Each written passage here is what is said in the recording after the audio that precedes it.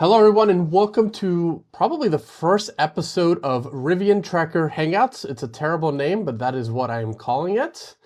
Today, I am joined by Zack Nelson, also known as JerryRigEverything. Zack, how are you? I'm doing good. Thanks for having me on for the inaugural episode.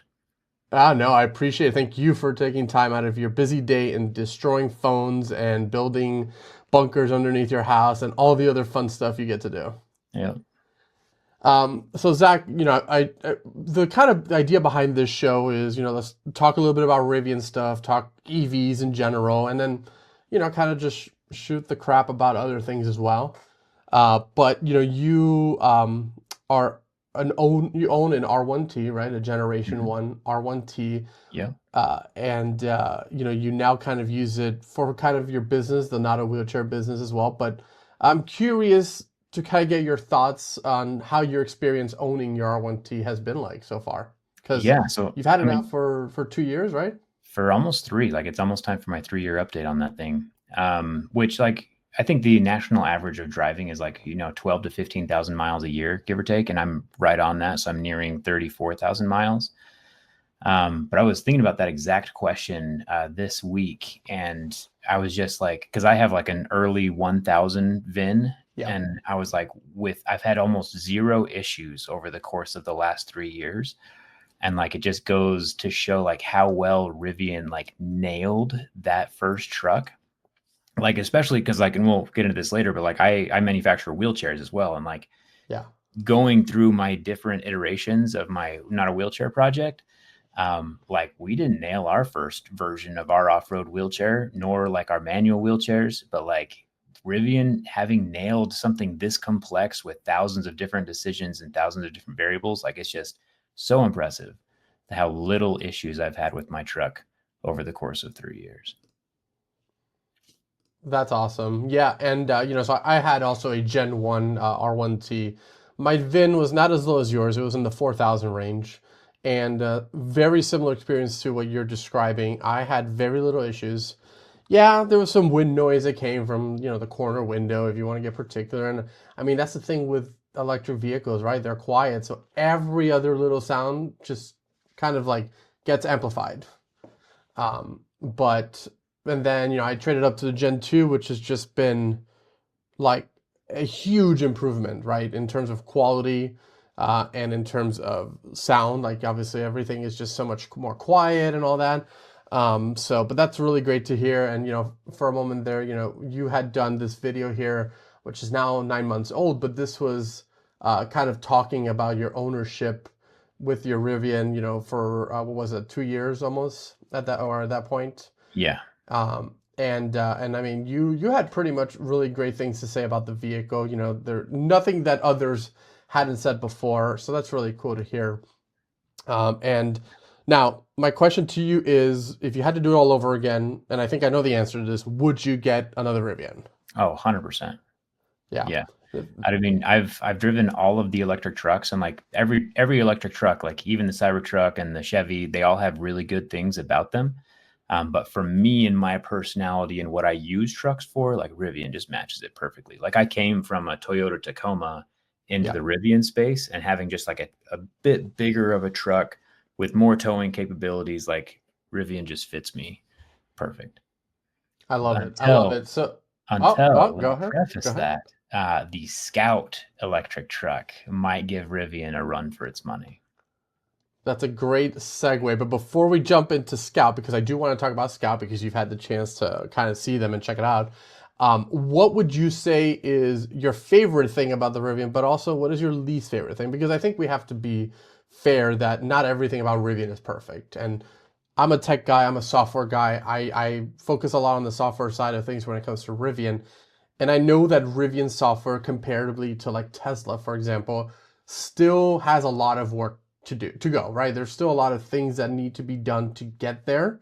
But I'm curious to hear your thoughts on like what is your like favorite thing about Rivian, but also like your least favorite thing. And we could talk product, company, it doesn't really matter. Yeah, for sure. I mean, I don't really have like the software thing doesn't bother me all that much. Like honestly, if there was no software in the truck, like I would be 100% fine with that.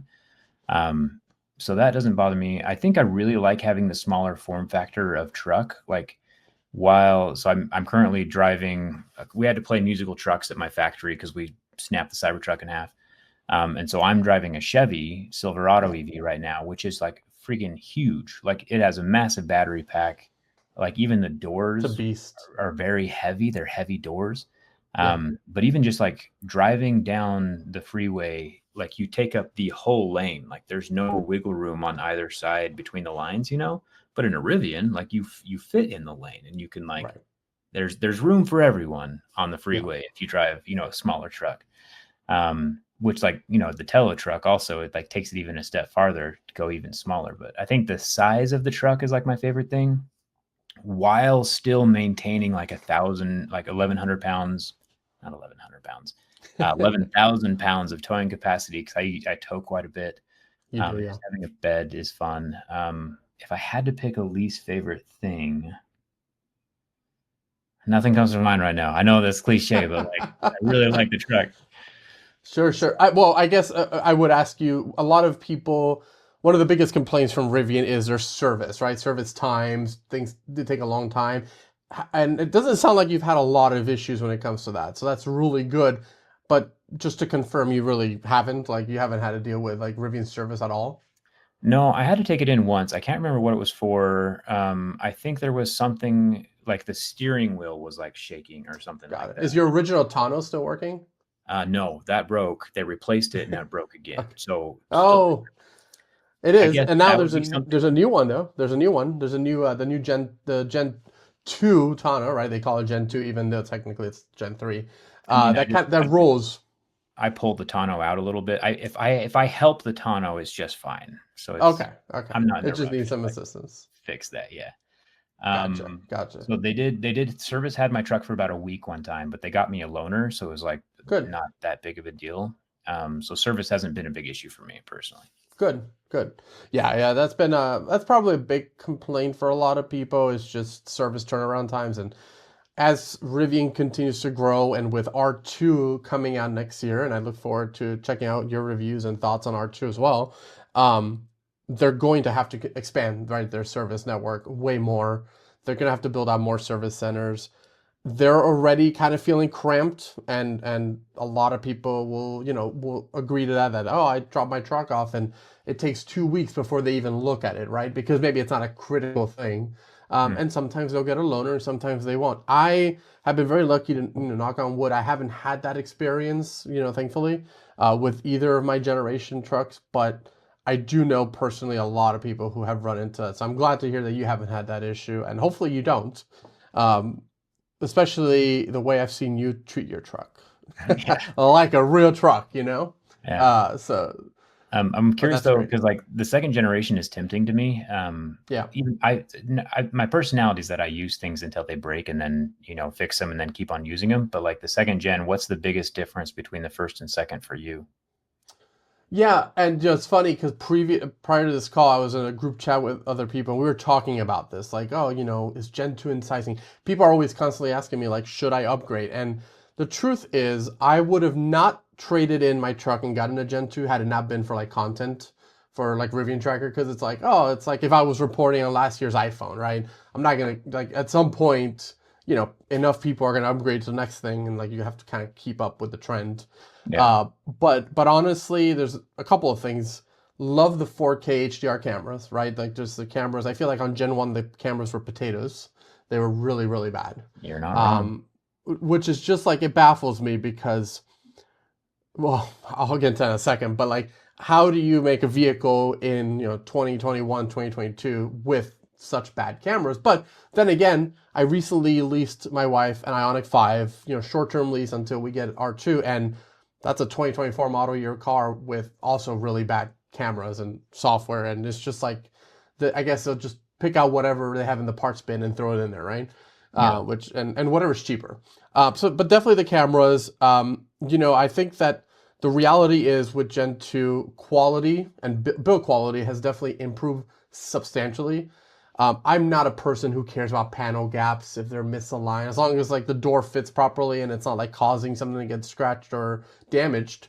I'm pretty much okay with it, right? So like my hood is still slightly off in the 6 months I've owned my truck, and I'm like, oh, I need to take it in and get it fixed, but it's such a, like a non-issue. Like I'm not gonna waste their time or my time with like dealing with that. But build quality has gotten much better, as well as uh, the interior. So I have the tri-motor, which has the upgraded Ascend interior, right? So a little bit more premium. I don't know if this is just me or not, but like the seats in general feel more comfortable. Everything just feels a little bit more upscale versus like the traditional adventure trim, which is what the dual standard comes with, or the dual motor, and Gen 1 did. And then, but there are some flaws, I would say. I definitely think that Gen 2 Max Pack, right, the Max battery pack, which is what the tri-motor has, so it's the big boy battery. The thermals suck, right? Like I'm just gonna be blunt and say that they suck, right? So like charging is really bad, right? The Hmm. battery just as soon as it gets a hot spot in it, it's like that's it, throttled, and you don't really get above 200 kilowatts. If you're lucky, you'll get that, right? Hmm. And like you look at other manufacturers out there, some are worse, but there's definitely a lot more that are just doing thermals better and doing battery management better. And Rivian improved a lot of things in Gen 2, but didn't do anything with the battery. They just put the same stuff in there, right? Actually, it's a different. I'm not going to try to get too technical, but it actually is a different battery. It's a different cell chemistry, but everything else was kept the same. So the thermals were the same. So it got worse from Gen 1 to Gen 2 Hmm. for Max Pack. So when I tell people, hey, they ask me, what Rivian should I buy? Honestly, the standard LFP model is probably the best route to go because you're going to get the best charging performance. Yeah, you'll probably have to charge a little bit more because more often because you'll have to smaller battery, but you're gonna it'll hold that 200 kilowatts longer, right, across the board. So But you're charging talking times like will be decreased. road trips and stuff like that. 90% Yeah, of the time, most people just charge at home. yeah, and if that's the case, it's zero. That's a zero issue, right? Like I Right. charge at home, wake up in the morning, truck's at 70%, whatever I set it at, and we're good to go, right? Not even an issue. So you're right, but there are road tripping is a thing, and I think a lot of people, while they'll use it day to day, they're like scared of road tripping in EV. Because they're worried about range anxiety and all that. So I always try to tell people, like, I wouldn't, it's not really that big of a concern, I think, personally. Um, but so yeah, I mean, just charging and I mean, if you really look at the differences between Gen 1 and Gen 2 on paper, they really aren't that much more, right? A lot of it was under the cover because like it was really mainly designed for Rivian to save money, right? Per vehicle. That's what it came down to. It's like how do we save money because we built Gen 1 during COVID era, right? It was the pandemic, parts were the supply chain issues, all that stuff. Like they just tried to get what they could. Now Rivian is, established. They can, reach out to suppliers and say, hey, look, we're a real car company too, like we can build real cars and people are interested in buying them. So, but like if you were to tell me, oh, Jose, I want to buy a Gen 2, should I upgrade? I mean, I'd say, do you need it? Like chances are you don't. Like unless you really want those cameras and you really want to be able to do like hands-off driving on ADAS, right? Because like that's the thing, right? We're kind of limited in Gen 1. Then I would say no. But also I like new things. So like I want the newer thing. And so for me it was like, oh yeah, pretty shiny new things. Yeah, I have a pre-order for the quad motor max pack or whatever that the Yeah. beefy one is. Yeah. I'm still unsure if I'm going to pull the trigger on that. Is that next year? When does that one come out? It's gonna be this year. Yeah, You soon. think this Very year? soon. Oh Dang. no, yeah, they said 2025, early 2025. Oof, man, it's Um, going to be hard. That's going to be a hard decision for me. 'Cause yeah, it's it, it's it's coming up. I mean, honestly, if I had to take a guess, next month or two, we're gonna start seeing that roll out of the light. wow. So, Dang. I don't know if I'm so ready to pull the trigger yet, but like you said, it's like getting content with it and like having the quickest electric truck on the planet. That's tempting. I mean, I have spoken to people at Rivian, and I had this conversation when I was looking to get my tri-motor. And I was like, oh yeah, tri-motor's enough. And now, like, I'm reading and seeing content come out from Quad and being done, here and there. I'm like, oh, did I make a mistake? Like, should I have waited? Do I need a Quad? No. Do I want it? Yeah. But yeah, we just got to get you, Zach, more referrals, and we'll throw that in the description below so we can get you more Rivian referrals so That that would you don't make even the have to decision worry about easier it. if it's paid for. Exactly, exactly. So let's talk a little bit about Scout. You brought up Scout, and Scout is kind of and I have your video here playing in the background quietly, but you got a chance to check out the Scout trucks, and give me your thoughts and impressions on, like, the how, what is it, the Scout Traveler and the Terra. Yeah. What are your, like, initial thoughts? Obviously, these are early prototype vehicles, right? Everything we see is subject to change. But, like, just getting kind of a glance at it, what do you think? I mean, one thing that I really like about Rivian is just like their outdoor, protect the environment, go exploring, adventures out there ethos. And I feel like that this company, Scout Motors, has the same ethos, like where they're like, we want to be an adventure vehicle. And it's nice that it's slightly larger than the not Tacoma, Rivian. Because like the Although it is best slightly larger than Tacoma, right? valid point, it's a full size truck. Like it's the same size as Yeah. like a Ford Lightning. It's a big boy. Okay. Because like I have an electric snowmobile Yeah. from it's called the Nomad by Taiga, and Okay. it won't fit in the back of my Rivian, which is annoying. And so like I would have to like pull it in a trailer or something else. But having just a slightly longer bed where I can fit a snowmobile in the back would be beneficial. And just so I'm really excited that there's another company coming out in the same space that wants to like, be an adventure vehicle and having the onboard generator for range extending. Not that I would like ever use it, but I don't know. It's just like it's an interesting little tweak, quirky feature that is a good selling point, and I'm excited to see them on the road in 5 years. It's going to be a while, I feel like. Yeah. So the question I have for you is, do you think that this will make it to production? I hope so. I Okay. hope so. Me too. I have a reservation down for the truck, because I feel like this is very much following, like you said, that Rivian, like, momentum, or, like, adventuring, doing stuff like that. And so that's kind of really cool. It is a bigger truck. A lot of people that I hear, one of their biggest complaints about Rivian is like, oh, the R1T is just too small. I want something bigger. Fair, right? I completely understand that. But Rivian is not, they're not going to make a full-size truck anytime soon, right? So this could be that. And what's really cool about Scout is, obviously, they're a subsidiary, or they're working with Volkswagen Group. And, if you know anything about what's going on with Rivian and Volkswagen, they've created this joint venture. So Scout actually is running the cool, the zonal architecture and the software from Rivian on their Scout vehicles. So, like, now you have these vehicles that kind of quack like a duck and talk like a duck, but they're not exactly a duck. It's like, Yeah. huh? I'm kind of like, what? Who's?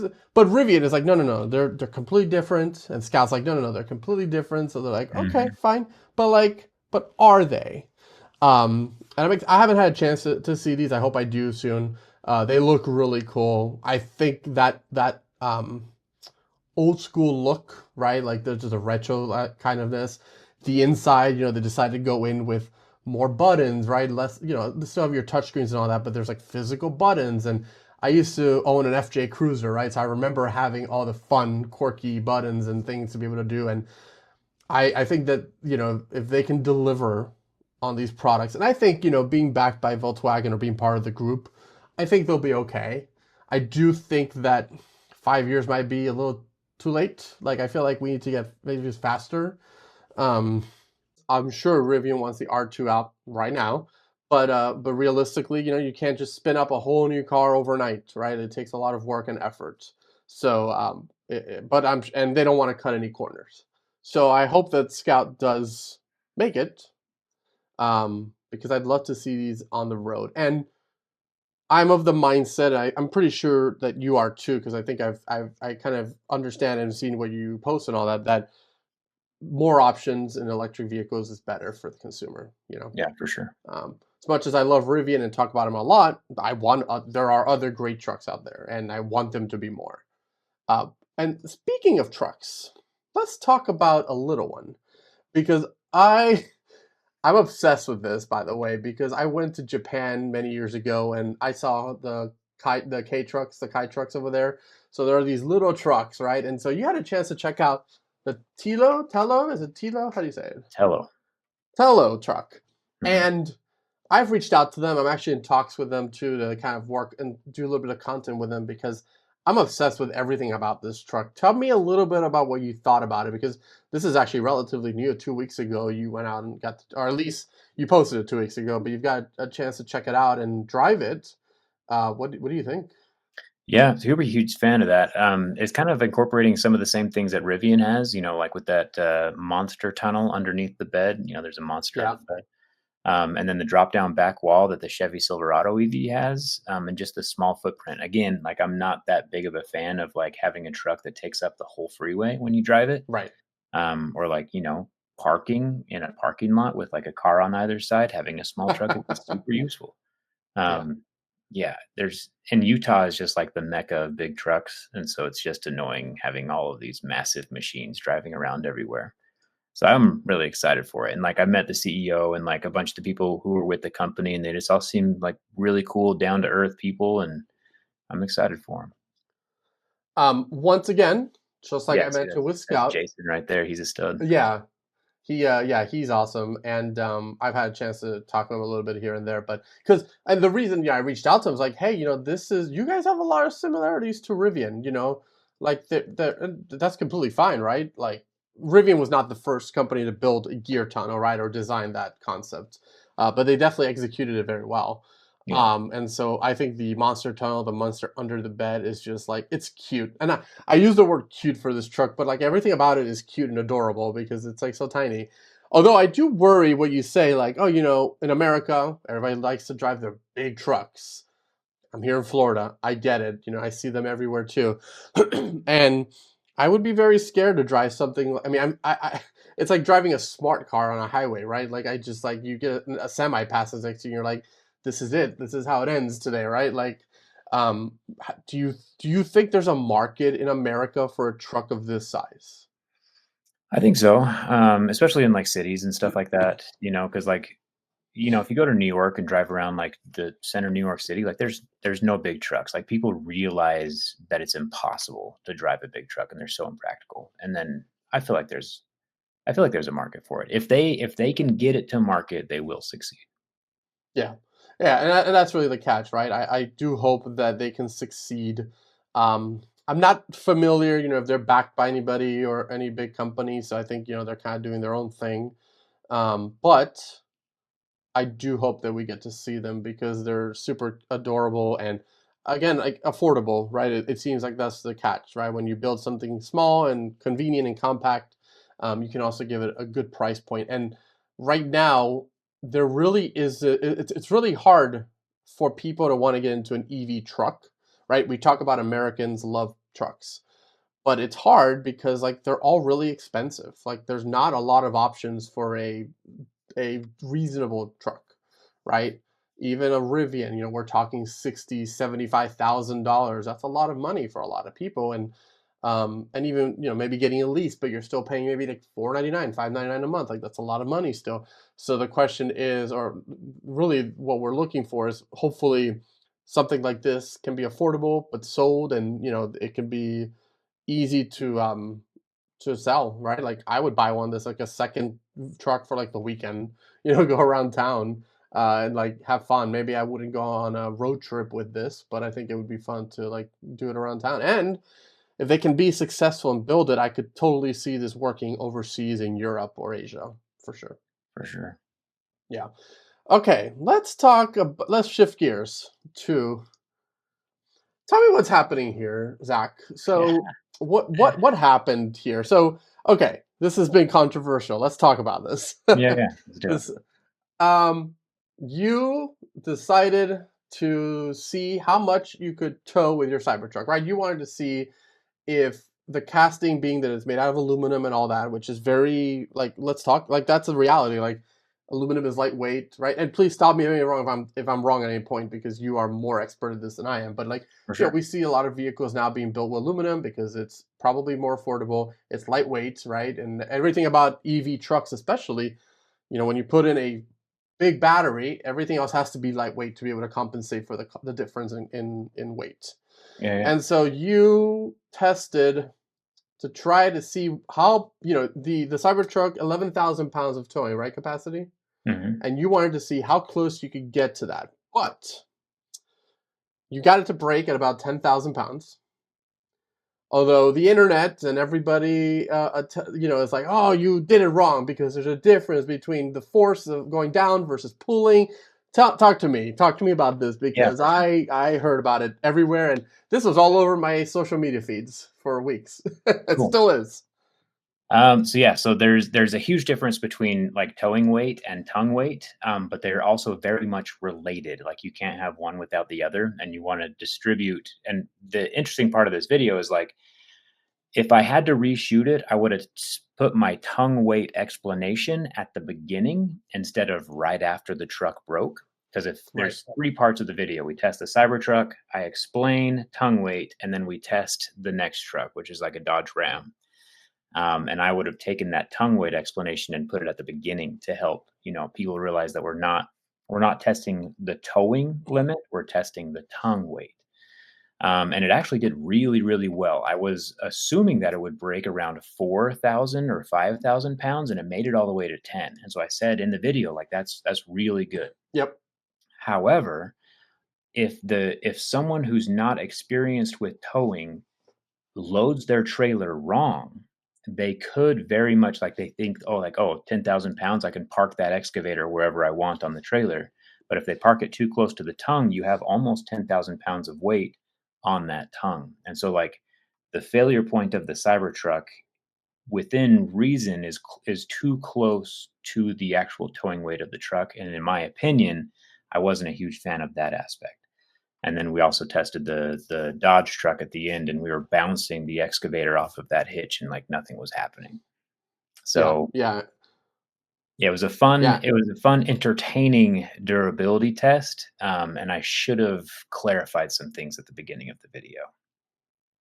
It happens, right? In hindsight, right? Everything, could be better and whatnot. But I mean, personally, I think it was a good video. I mean, like you said, it's entertainment at the end of the day, and I enjoyed, seeing that. And I mean, if you did that to any other vehicle, I would enjoy, right? I mean, I think that the reality is, you did it with a Cybertruck, a well, let's call it what it is, a controversial vehicle, right? Like there's nothing, let's not sugarcoat it. I mean, the Cybertruck is controversial, whatever side of the aisle you stand on, because that's just the reality.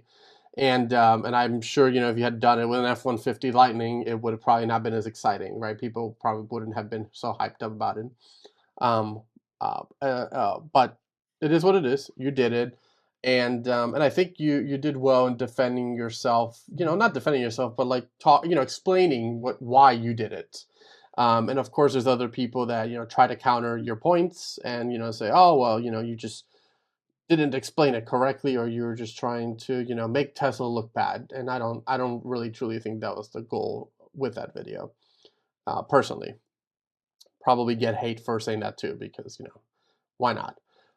But so continue with Cybertruck. You did that test. Previously to that, you had mentioned a little bit earlier this year that you haven't been happy with obviously Elon's stuff, right? And the way he's handling things and all that. And so you had mentioned that you wanted to get rid of all your Teslas because you have a Model X, Mhm. right, that your wife drives, and you have your Cybertruck. Do you have anything else? Any other Tesla? I have two Model Ys, one that Okay. my parents drive, and then the one that I use at my shop. One of my engineers drives it. Okay. So you mentioned that, by the end of the year, I think if I recall correctly, you're like, I want to get rid of, all my Teslas. And Mhm. so putting aside that, yeah, you're going to do that, that's fine. So be it. Everybody's entitled to do what they like. And, if you want to speak with your money and your presence, like you have a following, people know who you are. It makes an impact on people, right? Like people Yeah. listen to what you say. And so, but more, I'm curious. Like, you have the Cybertruck now, which is obviously a little broken. Mhm. So you're gonna have to get that fixed up, right? And then you're gonna sell it. Like, what's the plan with the Cybertruck? So it's actually at Tesla's shop right now. They've had it for about 4 days while they're like figuring out how much it's going to cost to fix. Um, there's just no one could like give an exact number because like it's the whole rear casting that needs to be swapped out, which is like fairly labor intensive.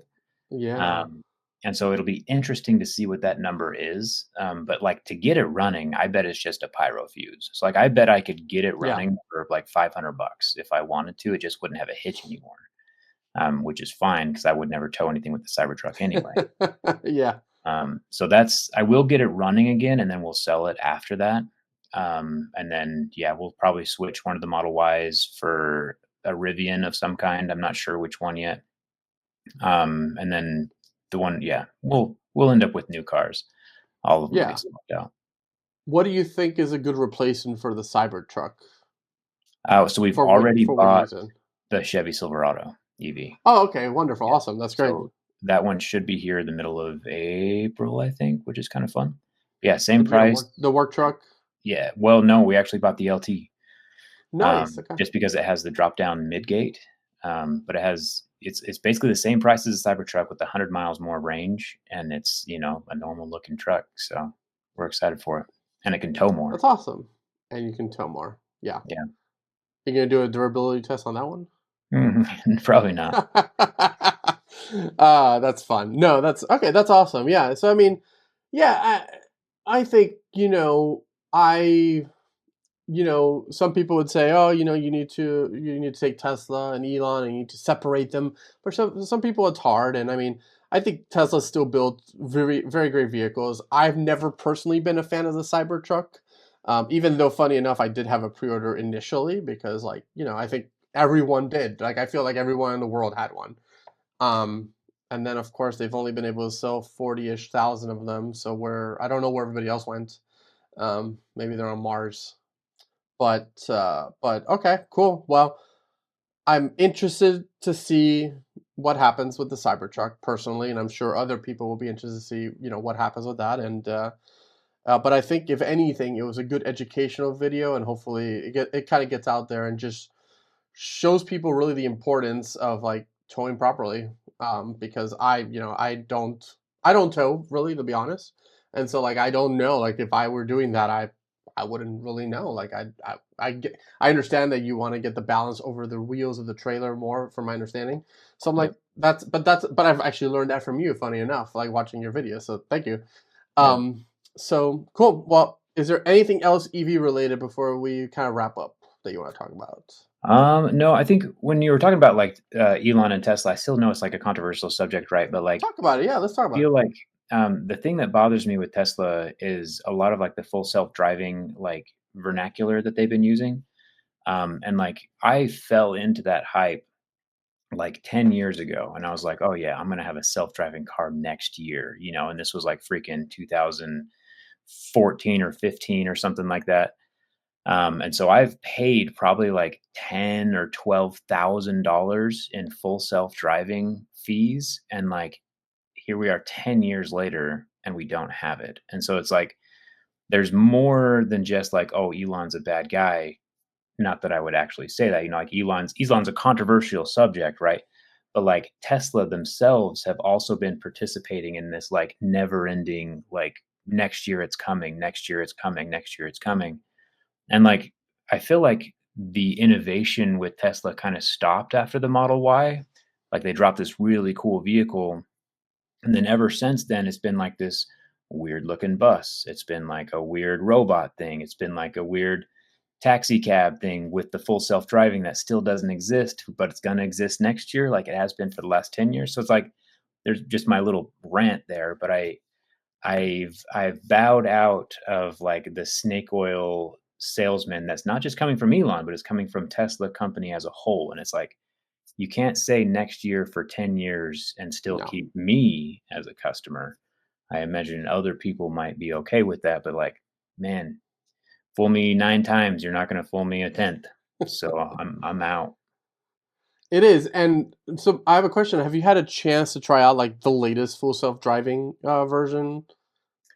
So that's another thing. So every vehicle I have has the version 3 hardware or whatever, and so it's like I can't even if I wanted to. Mm, And so gotcha. like he says he's going to go retrofit a Yeah. million cars with hardware 3 to hardware 4, like doubt. I don't think Yeah, that's going to that's happen. rough.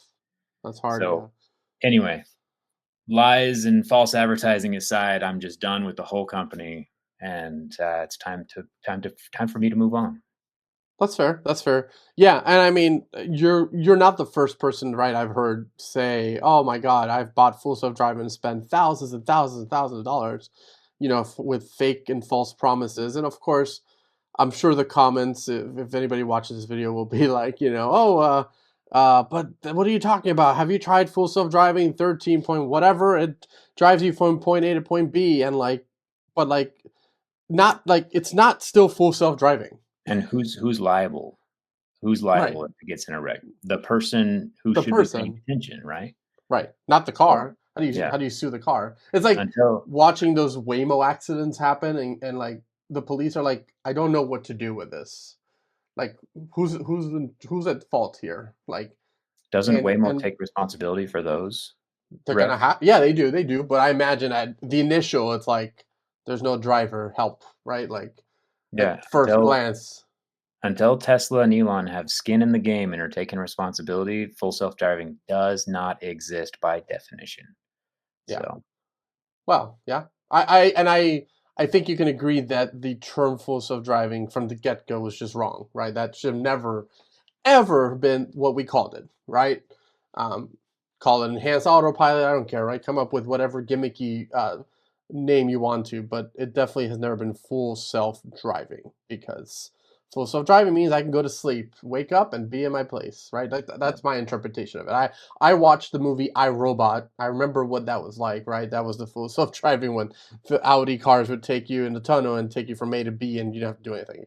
Um, and that's not what it is today. And I agree with you. I don't think it's going to happen anytime soon, especially with government regulatory and all that stuff. And I mean, we could sit here and assume a lot of things, but we won't. But uh, we'll see where it kind of goes from there. And I think you make a valid point where it's like, I've seen you comment that your issue is not so much with Tesla, but with Elon. Is that accurate? I'm not a fan of what he's doing with the government, right? But like my issue when I'm getting rid of my Teslas, it's not because Yeah, Elon is Elon, it's because like Tesla is Tesla. Like they're both of them are so joined, and I'm not a yeah. fan of either of them at this point. So That's fair. That's fair. Yeah, and I mean, without getting into too much details, because I'm not allowed to say too much, but I know that Rivian trade-ins, like Tesla trade-ins at Rivian locations, have been upticked. Like there's been an uptick of that in the last couple months. And so yay for Rivian. And yeah, also, like, there's a these bunch of customers are great, they're getting a better vehicle now. So yeah. Um, I'm sure that that will not be a controversial statement whatsoever. I'm sure this whole last part will not be controversial whatsoever. But you know what? Like, whatever. Like, let's talk about it, because I feel like, why not? It's just something to talk about. But anyways, okay. So we'll leave it at that. And but I think we know where you and I both stand. Let's talk about. First of all, I want to plug your YouTube channel, because I think that you do some phenomenal stuff. So if you haven't checked out at JerryRigEverything on YouTube, check out his amazing content. I mean, I love your stuff, and I'm gonna say this here: my wife also loves the content you make, not for the content you make, but for you. And thank you. she has a type, right? Right. And Good haircut, yeah.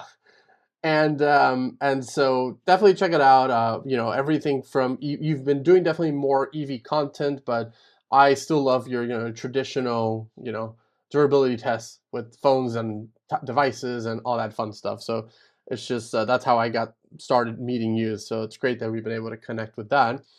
And then also you have one of the many things I feel like you do, because you figure you do a lot of things, but you have your Not a Wheelchair project, and I want to talk a little bit about that here. Can you give us a little bit of the description for those who don't know what this is? Yeah. So the very long story short is, I met a girl like 6 years ago who's in a wheelchair, and we were dating, and I realized very quickly that off-road wheelchairs were like $20,000, and like regular manual wheelchairs were like 5 or 6 thousand bucks. And so I kind of like started like the seed was planted in my brain that like, hey, I could make something way cheaper than that. So currently we have an off-road wheelchair for 5,000, 25% of other vehicles out there. And then we also have a manual wheelchair, which is like it's an active wheelchair with 10,000 different variables that custom fit it to a person's Oh body, wow, what you see on screen there, which so makes, cool. since there's 10,000 variables, it makes manufacturing extremely difficult. Um, but we sell that for $1,000, where our competitors sell them for $5,000. And so we are again 20% of the cost of the industry. And we've been pumping these out every single day for the past. We got into our new space in July of last year, so like 9 months, give or take. And we're having a lot of fun with it. Like we have a team of 15 people, a 26,000 square foot factory with lasers and CNC benders, and we're doing the manufacturing and the factory stuff that like I've enjoyed seeing other companies do. So it's really fun passion project for us. And they're made here in America, Made here in America, and like which I don't make any money from that business. Like that's also yeah, partially why they're so inexpensive, because like I'm not going to profit from it. Like why would I try to make money off of people in wheelchairs? Like that's not something I want to do. And so like we will be a profitable business, but me yeah. personally, I won't be taking any money from it.